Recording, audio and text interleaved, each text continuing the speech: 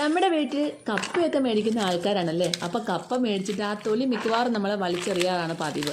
ഇനിയിപ്പോൾ അത് വലിച്ചെറിയണ്ട, ഇതുപോലെ ഉണക്കി സൂക്ഷിച്ചാൽ മതി. ഞാനിങ്ങനെ കപ്പയൊക്കെ മേടിച്ചിട്ട് ഇങ്ങനെ ആ തൊലി അവിടെ ഒരു സൈഡിലോട്ട് ഒരു പാത്രത്തിൽ ഇട്ട് വെച്ചാൽ മാത്രം മതി. പുറത്തെവിടെയെങ്കിലും അത് തന്നെത്താനെ അവിടെ ഇരുന്ന് ഉണങ്ങി കിട്ടിക്കോളും. അപ്പോൾ നമുക്ക് രണ്ട് രീതിയിൽ ഉപയോഗിക്കാവുന്നതാണ് കേട്ടോ. അപ്പോൾ ചെടിക്ക് നല്ലൊരു, നമ്മുടെ റോസാ ചെടിക്ക് നല്ല പോലെ ചെടികളൊക്കെ പൂക്കാനായിട്ട് നല്ലൊരു വളമായിട്ട് നമുക്കിത് ഉപയോഗിക്കാവുന്നതാണ്.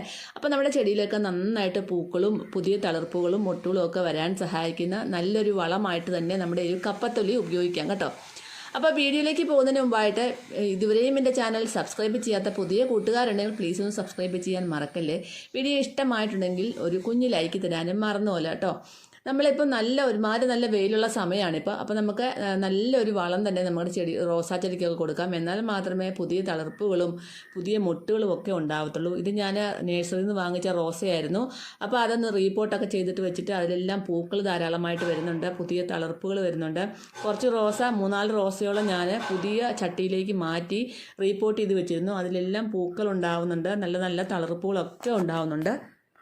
അപ്പം നമ്മുടെ റോസയിലൊക്കെ ഒരുപാട് പൂക്കളും മുട്ടുകളും ഒക്കെ ഉണ്ടാവാനായിട്ടുള്ള വീഡിയോ ഒക്കെ ഞാൻ എൻ്റെ ചാനലിൽ ഇട്ടിട്ടുണ്ട്. വീഡിയോയുടെ ലിങ്കൊക്കെ ഓരോ വീഡിയോയുടെയും താഴെ അതിൻ്റെ ഡിസ്ക്രിപ്ഷനിൽ ഞാൻ കൊടുത്തിട്ടുണ്ട് കേട്ടോ. അപ്പോൾ നിങ്ങളതൊക്കെ ഒന്ന് പോയി കണ്ടിട്ട് അതുപോലുള്ള വളങ്ങളൊക്കെ ഒന്ന് ചെയ്ത് കൊടുക്കാൻ ശ്രമിക്കുക. നമ്മുടെ റോസയിൽ നല്ല വലിയ പൂക്കളും മുട്ടുകളും ഒക്കെ ഉണ്ടാവാനായിട്ട് വളരെയധികം സഹായിക്കുന്ന വളങ്ങളൊക്കെ ഉണ്ട്. ഇന്നും അതുപോലെ നമ്മുടെ റോസാ ചെടിയിലൊക്കെ നിറയെ പൂക്കളും പൂമൊട്ടുകളും ഉണ്ടാകാൻ സഹായിക്കുന്ന നല്ലൊരു വളമാണ് ഞാൻ നിങ്ങൾക്ക് വേണ്ടി ഷെയർ ചെയ്യുന്നത്. അതും കപ്പത്തൊലി ഉപയോഗിച്ചുള്ളൊരു വളമാണ് കേട്ടോ. ഇനിയും കപ്പത്തൊലി ആരും കളയാൻ നിൽക്കേണ്ട, അതെടുത്ത് സൂക്ഷിച്ച് വെക്കുക. അപ്പോൾ ആ ഒരു വളം നമുക്ക് എങ്ങനെയാണ് ഉണ്ടാക്കുന്നതെന്ന് നോക്കാം. ആദ്യം നമുക്ക് ഇതുപോലെ കുറച്ച് കപ്പത്തൊലി എടുത്ത് സൂക്ഷിച്ച് ഉണക്കി വെക്കുക. അതായത് നമുക്ക് പ്രത്യേകം സൂക്ഷിച്ച് വെക്കേണ്ട കാര്യമൊന്നുമില്ല. ഇതിലൊരു പാത്രത്തിൽ ഇട്ട് വെച്ചിട്ട് പഴയ മുറത്തിലോ ഒക്കെ ഇട്ട് വെച്ചിട്ട് വെളിയിലിട്ട് കഴിഞ്ഞാൽ നന്നായിട്ട് നല്ല പപ്പടം പോലെ ഉണങ്ങി കിട്ടുന്നതായിരിക്കും കേട്ടോ. അപ്പോൾ ഇത് നമുക്ക് രണ്ട് രീതിയിൽ പ്രയോജനം ചെയ്യും. ഒന്നാമത്തെ രീതി എന്ന് വെച്ചാൽ നമുക്കിത് കുഞ്ഞായിട്ട് ചെറുതായിട്ട് ഒടിച്ചിട്ട് ചെറിയ ചെറിയ പീസുകളായിട്ട് ഒടിക്കുക.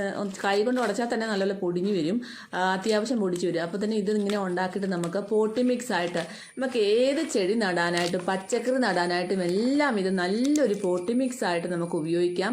അതുകൂടാതെ നമ്മുടെ ചകിരിച്ചോറിന് പകരം ഒക്കെ ആയിട്ട് ഇത് നമുക്ക് ഉപയോഗിക്കാവുന്നതാണ്. അപ്പോൾ ആ ചകിരിച്ചോറിന് പകരം എങ്ങനെ ഉപയോഗിക്കുന്നത് ഞാൻ കാണിച്ചു തരാം. ഇതല്ലാതെ ഉണങ്ങി വെറുതെ ഇതുപോലെ തന്നെ നമുക്ക് പോട്ടിലിട്ടിട്ട് നമുക്ക് ആ മണ്ണും ചാണകപ്പൊടിയും എല്ലുപൊടിയൊക്കെ നിറച്ചിട്ട് നമ്മുടെ ചെടികളും പച്ചക്കറികളൊക്കെ കുഴിച്ചു വെക്കാം. അതുപോലെ തന്നെ ഇതേ രീതിയിൽ പൊടിച്ചെടുത്തിട്ട് നമുക്ക് ചകിരിച്ചോറ് രൂപത്തിലും എടുത്ത് ഉപയോഗിക്കാവുന്നതാണ്. അപ്പോൾ ഇത് ചകിരിച്ചോറ് രൂപത്തിൽ ഉപയോഗിക്കാം. പിന്നെ ഒരു വളമായിട്ട് നമുക്ക് എടുക്കാവേ. അപ്പോൾ ഞാനൊരു പാത്രത്തിലേക്ക് ആ ഒരു കപ്പത്തൊലി എടുത്ത് കുറച്ച് മിക്സിയിലിട്ട് പൊടിച്ചതിന് ശേഷം നമുക്ക് പഴയ മിക്സി ഉണ്ടല്ലോ അതിനകത്തിട്ട് പൊടിച്ചാൽ മതി, പെട്ടെന്ന് തന്നെ പൊടിഞ്ഞു വരും കേട്ടോ. എന്നിട്ടൊരു പാത്രത്തിലേക്ക് ഞാൻ ആ കപ്പത്തൊലിയുടെ പൊടി ഇട്ട് കൊടുത്തിട്ടുണ്ട്. എന്നിട്ട് അതിനകത്തേക്ക് ഒരു ചിരട്ട ചാണകപ്പൊടിയാണ് ഇട്ട് കൊടുത്തേക്കുന്നത്. അത്യാവശ്യം ഉണങ്ങിയ ചാണകമാണ്, എന്നാൽ ഒട്ടും അധികം വെള്ളമയം ഇല്ലാത്ത ചാണകം, കുഴഞ്ഞ ചാണകം പറ്റത്തില്ല. ഒരുമാതിരിയെങ്കിലും ഉണങ്ങിയ ചാണകമായിരിക്കണം. എൻ്റെ ഒത്തിരി ഡ്രൈ ആയിട്ട് ഉണങ്ങിയതല്ല, എങ്കിലും ഒരുവിധം ഉണങ്ങിയ ചാണകപ്പൊടിയാണ്. അപ്പോൾ അത് ഞാൻ ഒരു ചിരട്ട ഇട്ട് കൊടുത്തിട്ടുണ്ട്. ഇനി അതിലേക്ക് ഞാൻ ഇട്ട് കൊടുക്കുന്നത് മുട്ടത്തോടാണ്. അപ്പോൾ ഒരു 3 മുട്ടയുടെ തോടാണ് എടുത്തത്. നിങ്ങൾക്ക് എത്ര മുട്ടയുടെ തോട് വേണമെങ്കിലും എടുത്തിട്ട് അതിൻ്റെ ക്വാണ്ടിറ്റിക്ക് അനുസരിച്ച് നമ്മുടെ ഈ ഒരു കപ്പത്തൊലിയുടെ പൊടിച്ചതും അതുപോലെ തന്നെ നമുക്ക് ഇടുന്ന ഓരോ അളവും അതുപോലെ തന്നെ കൂട്ടി കൊടുക്കണം. എന്നിട്ട് 2-3 മുട്ടത്തോട് പൊടിച്ചതും ഇട്ട് കൊടുത്തിട്ടുണ്ട്. അത് വാട്ടിയ മുട്ടയുടെ തോടാണ്, പുഴുങ്ങിയ മുട്ടയുടെ തോടല്ലേ. അതിങ്ങനെ ശേഖരിച്ച് വെച്ചിട്ടുണ്ട്. അപ്പോൾ അതിൽ നിന്നും കുറച്ചെടുത്ത് പൊടിച്ച് വെച്ച് വേണമെങ്കിൽ മിക്സിയിലിട്ട് പൊടിച്ചും വേണം നിങ്ങൾക്ക് ഇട്ട് കൊടുക്കാം. അതും കൂടെ ചേർത്ത് കൊടുത്തു. അതിൻ്റെ കൂടെ ഞാൻ എല്ലുപൊടിയും വേപ്പിൻ പിണ്ണാക്കിൻ്റെ മിക്സറും കൂടി ഒരു കൈപിടിയും കൂടെ ചേർത്ത് കൊടുത്തിട്ട് എല്ലാം കൂടെ കൂട്ടിക്കുഴച്ചൊന്ന് ഇളക്കി വെച്ച് കേട്ടോ. അപ്പോൾ ഇത് നല്ലൊരു NPK വളമായിട്ടുണ്ട്. നല്ല പൊട്ടാഷ്യം ഒക്കെ ധാരാളം, നൈട്രജനും ഫോസ്ഫറസും പൊട്ടാസ്യം എല്ലാം ധാരാളം അടങ്ങി, കാൽസ്യം വരെ ഉള്ള നല്ലൊരു, നമുക്ക് മുട്ടത്തോടിലൊക്കെ ധാരാളം കാൽസ്യം ഉണ്ട്. ചാണകപ്പൊടി ഏറ്റവും നല്ലതാണ്. അപ്പം നമ്മുടെ ഈ കപ്പത്തൊലിയും ഏറ്റവും നല്ലതാണ് നമ്മുടെ ചെടികൾക്ക് പൂക്കാനൊക്കെ ആയിട്ട്. അപ്പോൾ ഇതെല്ലാം കൂടെ കൂടിയപ്പോൾ നല്ലൊരു വളമായിട്ട് നമുക്ക് കിട്ടിയിട്ടുണ്ട്.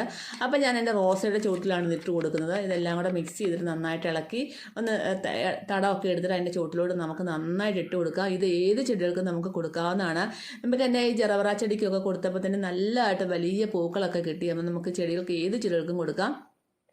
നമ്മുടെ റോസിലൊക്കെ ഇതുപോലെ നന്നായിട്ട് പൂക്കൾ ഉണ്ടാവാൻ സഹായിക്കുന്ന ഒരു വളമാണ് കേട്ടോ. അപ്പോൾ എല്ലാവരും ട്രൈ ചെയ്ത് നോക്കാൻ മറക്കല്ലേ.